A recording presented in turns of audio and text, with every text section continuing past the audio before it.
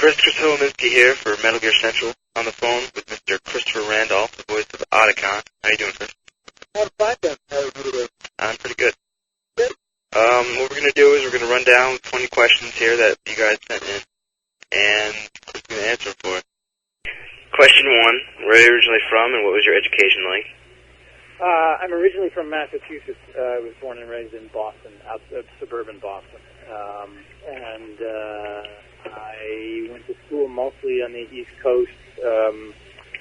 I went to prep school for high school, and then went to Boston University undergraduate and got a degree in English literature and writing. And then I went to graduate school out in California at the University of California, San Diego has a MFA program for acting. They have a professional theater training program. And so I spent 3 years there and got a master's degree in acting out there. Second question, how'd you become an actor? You already kind of answered that. But. Well, yeah, no, I mean, that's an interesting question. I mean, that started actually when I was very young. You know, it started in grade school. And started doing school plays, and there was just something about it that grabbed me, and I really loved it, and there really wasn't much question in my mind that that was what I was going to do from then on. Really starting around age 10 or 11, I just knew that that was what I was going to do. And that got me started, and then I did school plays all the way through my school career, and then went to graduate school where I actually trained to be an actor. Yeah. And then went from there. Okay, next question. What are some other projects you've worked on? Let's see. In terms of games, this is the only sort of game voice work that I've done. But I've done an awful lot of theater as an actor around the country. I've worked in New York, and I've worked in San Diego, and I've worked in Los Angeles, and I've worked, places like St. Louis and Rochester, and doing theater at various places. I've done a small amount of television. I have small roles on Will and Grace, and small roles on News Radio, small roles on Mad About You, that kind of thing. Yeah. I've never done anything more than that, at least not yet. Yeah. So I'd like to. And I've done some really, independent short films and stuff that no one would ever have seen. That's about, but it's mostly theater. It must be cool to be able to travel around the country like that. Yeah, it's fun. I mean, it's fun. It's, it can get tiring and sometimes, a little weird because you're not quite sure where your home base is anymore. But it's great. I enjoy it. I mean, I really like doing it. So.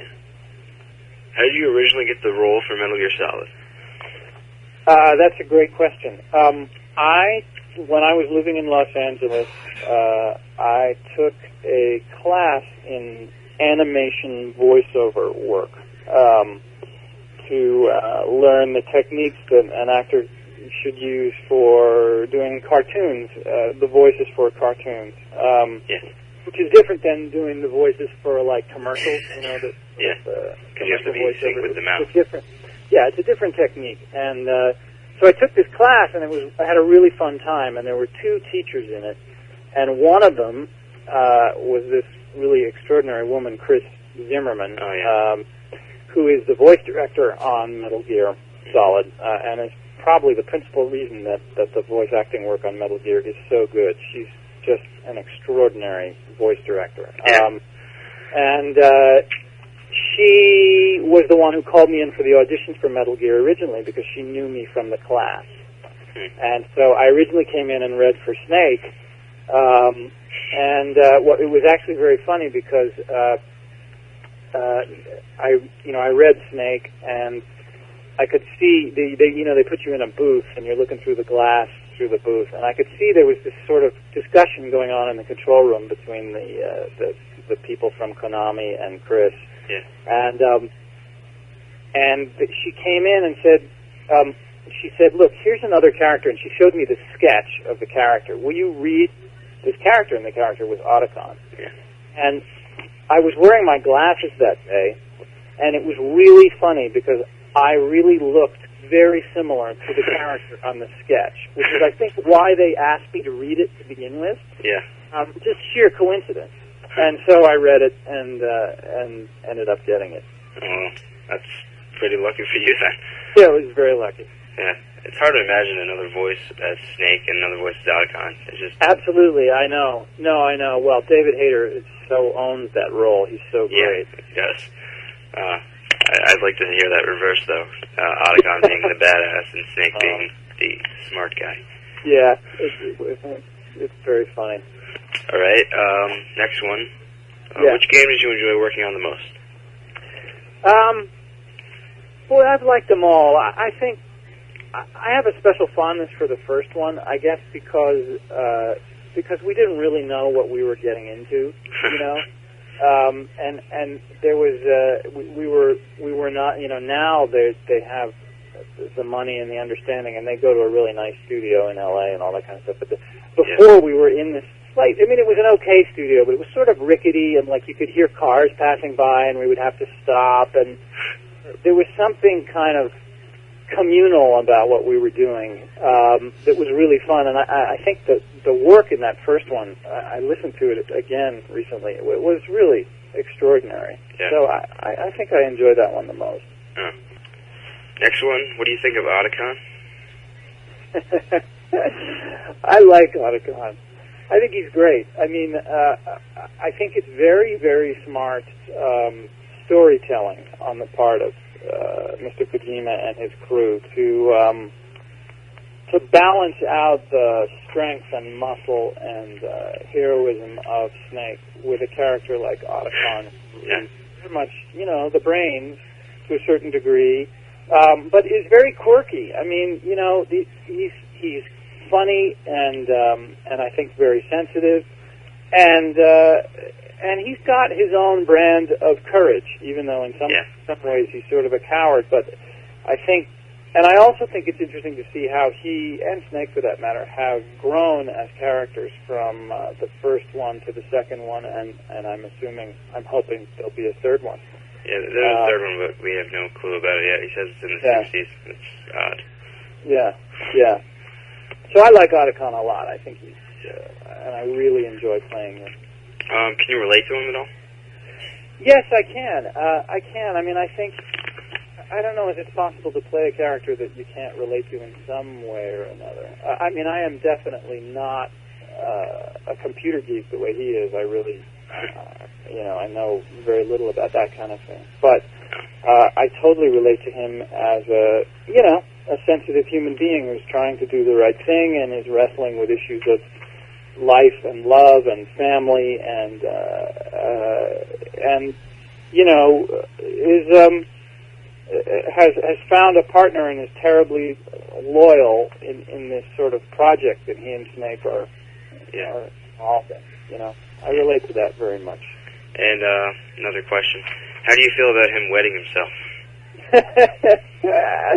I liked that scene. I thought that was very, very funny, and it was a very interesting way to sort of introduce the world to this character. And you know, I think one of the things that makes Metal Gear such a great game is that there's humor in it, you know. Yeah. And I'm all for that, you know. I think that's fine. I mean, and I think, in all probability, if I had been in the exact same situation as he was in that moment, I might well have done that too. And I thought it was funny in the second one when you call Otacon when you're in the locker and he says we're even, and Snake goes, not unless I wet my pants. Yeah, that's right. That's great. I mean, again, really smart writing, you know, really smart storytelling on the part of our friends in Japan. It's really great stuff. What do you think of Hideo Kojima's work? Have you ever met him? I've never had the opportunity to meet him. I think his work is extraordinary. I mean, you know, again, as I was saying earlier, I think what's fascinating about it is he has managed to combine incredible technical ability with you know, really good storytelling, really smart and interesting stories, which in the end is why you want to play a game. I mean, yeah, all the technical stuff is really important and is exciting when different things can happen and all that sort of thing. But you know, it's really about the story and the adventure of it. And the fact that he's always pushing technical boundaries and yet at the same time can tell a great story, I just think he's fantastic. And I hope I get a chance to meet him someday. I'd really like to. Just to comment on that, I played the game Splinter Cell, which is sort of a type of Metal Gear type game. I couldn't get into it though because of the story. Because I mean, the gameplay was fine, but really the story was what drew me into the Metal Gear series. That's why I became such a fan. Yeah. No, I really think that that's true, and I think it's great that he and his team care enough about what they're doing to try and tell an interesting, deep, and involved story. I really think that's great, you know. Yeah. Next one. Yeah. Do you think the Metal Gear series would make a good film? Yeah, I mean, I think so. We all, I mean, I think all of us, actually, when we were doing the last one, we were sort of talking about that, and I think it could make a wonderful film. Yeah. Again, it's, you know, it's simply about getting a good story together, but I think that's entirely possible, and I think that would be really exciting. I don't know if they would want to do it as live action or if they would do it as, you know, animation. I have no idea what would work, but I think there's so much, you know, there's such possibilities for wonderful plot and adventure and story. I think it'd make a fabulous film. Yeah. Who would you cast in the role of Otacon besides yourself, probably? Besides myself. I don't know. I mean, I think you need, you know, there are a lot of ways you could go with it. I mean, you think about, I don't know, I'm trying to think of people who are on television in similar positions. Like, there's that guy who plays a certain role in Alias, which I'm not totally into, but the guy who plays a sort of geeky, nerdy computer guy. I think for a film, though, you'd need somebody with a little more stature. And I'm not sure who I would want to cast, other than myself, of course. I think, you know, you could go a bunch of different ways. I mean, you could do someone like Seth Green, who, you know, or you could go, I mean, you could make him more, I don't know, more handsome and studly than he is, I suppose. Yeah, that would I'm not sure. Take away from the character. Yeah, I mean, I think the only thing that I think is important if they do it as a film is that they allow for him to be as full a character as he is in the game. You know, a lot going on with him. Yeah. How would you describe the experience of doing the voiceover work for the Metal Gear series? It's very intense. It's very exciting. And as an actor, I find it to be really kind of liberating because it's all about the sound. It has nothing to do with how you look. Yeah. So, you know, you don't have to shave or shower or put on makeup or, you know, it's really just what's in your voice. And, you know, you can make funny faces and all that kind of stuff and no one cares or knows. But it's very intense. There's a real intensity to it to try and get it going. I mean, and it can be really tiring. I know when we did the second game, there was one day where it was just me in the booth for 9 hours. There was no one else was called. Oh, probably for the codec calls, right? Yeah. I mean, I was talking for 9 hours. Yeah, it was a lot of the codec. And there was other stuff, too. Sometimes you have to act without the other actor in the room. Yeah. You know? Just because of the way they put it together. 9 hours. Wow. Yeah, 9 hours of talking. By the end, I was really wiped out. Did you have to do any more dialogue, or? Yeah, there was more the next day. I had to come back for another day. Ooh. So I went home and. They really work you then, huh? Yeah, they do. Well, they try and get it done. You know, I mean, they try and do it as efficiently as possible. I think after about 8.5 hours, as I recall, the last few things we did that day we had to do again because I just didn't. It just wasn't there. I mean, you get a little blurry-eyed after a while. But it's really fun. I really like doing it, and it's intense and fun work. It's great. How long did it take to finish all the voice work for each game? Good question. Well, I think the standard, the time that it took, I think it took them 2 weeks to do the first game for everybody. But I was not working for that full 2 weeks. I think David Hayter probably was. Yeah.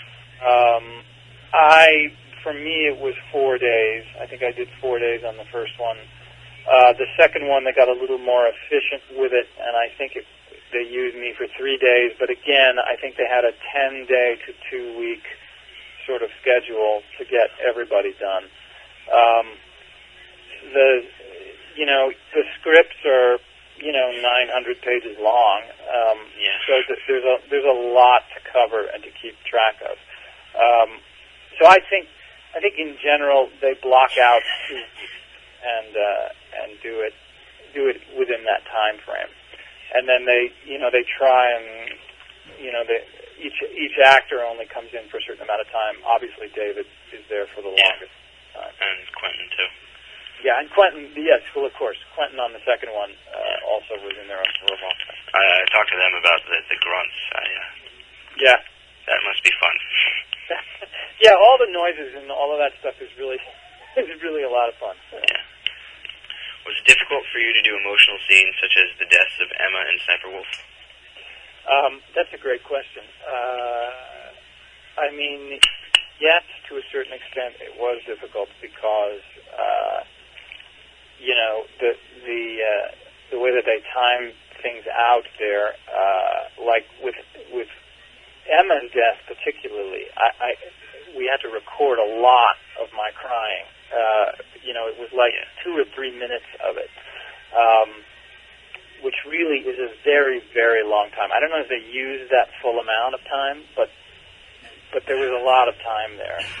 And it's pretty stressful. I mean, you want it to be as real as possible, so you try to put yourself in that position as best you can. It's tricky. It was hard, actually. It was hard. I mean, I think that and that part, and then some of the technical speak lines where it's just hard to say them, the way the words, What about all the proverbs you had to say? Yeah, that was fun though. I really loved doing the proverbs. That was a really fun time because they're funny, and I had people cracking up in the booth, which I really enjoyed. That made me feel really good. But yeah, it was difficult. It was difficult doing those emotional scenes. Did when you did one wrong, and when Mei Ling interrupted you, was she in the studio with you, or? Boy, that's a good question. Now I don't know as I remember. I think yes, no, that's right. She did come that day. Yeah. She did come that day. That's a long line. There were times when she wasn't there, but then there were other times when. There was that time when she was there. And she's fun. She's a lovely actress, so we had a lot of fun. Yeah. Next question, have you played the games? I have played the first game and enjoyed it very much. I have the second game, but I don't have a PS2. I keep waiting for the price to come down a little bit more. And I'm really looking forward to playing it. My brother-in-law has played them all multiple times and loves them. And I have many friends who have played them. In fact, I actually loaned the second game to a friend who actually has a PS2. I think I just saw somewhere that the PS2 prices have come way down, so I think I may have to go out and get one. And I think they're down to like 180. Play the game. I have to say, I'm not very good at playing the game. Really, I didn't. It's funny how generational it is. I didn't grow up with these games. My brother is 10 years younger than me, and he did grow up with sort of rudimentary computer games and all that kind of thing, and he's really good at it. I'm not as good with the fingers. If I practice a lot, I can get it, but I usually have to use the cheater's books. Did you beat the first game? Yes, I did. I mean, so having known the plot and stuff, I knew some of the tricks and all that kind of stuff. But I did actually manage to make it through to the end there and kept Meryl alive and all that kind of stuff. Yeah, that was difficult. Yeah. Button pressing. Yeah. A lot of button pressing. Next question. Do you have any favorite lines of Otacon? I think, for me, the proverbs I really enjoyed with Mei Ling. That was really fun. But I also really like it when, Snake and Otacon have this kind of snippy exchange every now and then. I really enjoy that because I think it illustrates both their characters individually and then the relationship between them, which is, I think, one of the great things about the game that they've set up. So I really like, I like the fact that Otacon can get kind of snippy with Snake and, sort of, what are you doing? Why are you, that kind of thing. Yeah. Really like doing that. Yeah. Especially when Snake's gawking at the girly pictures on the Twitter. Yes, exactly. It's that kind of thing where Otacon sort of verbally slaps him, and tries to wake him up and keep him focused. I enjoy doing that a lot. But he does the exact opposite when you send him one. He makes a copy of it. Yes. Next question. What do you think of your co-stars? I think they're fabulous. I mean, David Hayter is the one I've spent the most time in the booth with, and he's a great guy and really smart, and incredibly successful. I mean, he's a very successful screenwriter, and I think at the moment he's directing his own feature. Yeah, he told me he was directing some movie about a comic book. I can't remember the name of it right now. Yeah, that's right. I think the last time I saw him, he mentioned that he was doing that. I think that's all really exciting. And he's a really good guy. And, the other people that I've encountered, some of whom I knew before, they're wonderful. And, the proof is in the results. I mean, it's really good voice acting all the way through. I mean, my experience. So I admire and respect them a lot. I have a question. It was the character Naomi in the first game. Was she voiced by Jennifer Hale or someone else? I think it probably was Jennifer Hale. I'm trying to remember. I think it probably was Jennifer Hale. Yeah, because it was a different name, and I heard somewhere that it was her, and I heard another place it wasn't her. So confusing with the aliases like yours, Christopher Fritz. Yeah. Some of us used aliases in the first game for technical reasons having to do with unions. Yeah, that's what Greg told me. And that all got ironed out, and so we don't have to do that anymore, which is great. Yeah. Next question: how long have you worked as an actor? How long have I worked as an actor? I've been, I mean, as a professional actor. Since 1985, which is when I got out of graduate school. So what's that? That's 19 years, 18 years. Oh, you're pretty... But before that, for 10 years before that, at least I knew that it was what I was going to do, and I wasn't necessarily getting paid for it, but I was doing it. So I'd like to get into voice acting, but I don't have a very good voice. Well, that kind of thing is something you can learn. I mean, a lot of you can take classes to learn how to produce your voice in a different kind of a way, and all that kind of stuff can be learned. I mean, it's not, you don't necessarily have to automatically do it without learning. Next question. What are some of your interests and hobbies? Boy, let's see. I love to cook. I'm a runner. I'm trying to decide if I'm going to run the New York Marathon this year or not. I haven't really trained, so I think maybe I won't be doing it since it's in 2 weeks. Have you run it before? I have run it before. I ran it in 1999.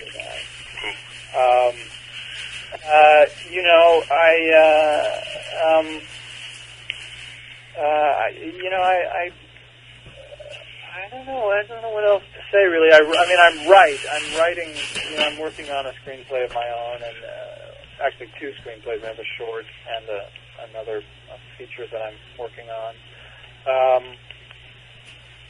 So, really, I guess that's the most things I can come up with. I spend a lot of time looking for acting work and then trying to go and do it. I also teach, so...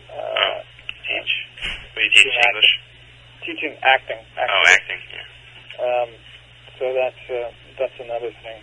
So between all of those things, I'm kept relatively busy. As far as acting goes, what are your plans for the near future? Boy, to do more of it. There are a couple of theater projects that I'm waiting to hear about. I'm also trying to do more television and film. I'm trying to work my way onto, the stuff. I'm now living in New York, so I'm trying to get onto some of the shows that work here in New York, like the Law and Orders or Third Watch, or those things. Oh, yeah. I'm also, as I said, I teach. I'm developing my teaching a little bit. I'm doing some work at a place here that's working with some master teachers, learning how to better approach that. Yeah. But really, I don't have anything specifically lined up right now, but I might hear something tomorrow about a theater project that I would be doing in December and January. So that's what's up. Yeah. Well, that's about it, guys. Thank you very much, Mr. Randolph, and it's truly been an honor, and I'm very happy that you let me speak with you for this amount of time. Well, thank you. I really enjoyed it, and I'm happy there's such an interest in the game, and we're all looking forward to a third one, so let's keep our fingers crossed on that. Any messages you have for any fans of yours out there? Stay with the mission. I don't know. You guys are cool, and thank you. Thank you for being so interested in it. Thank you.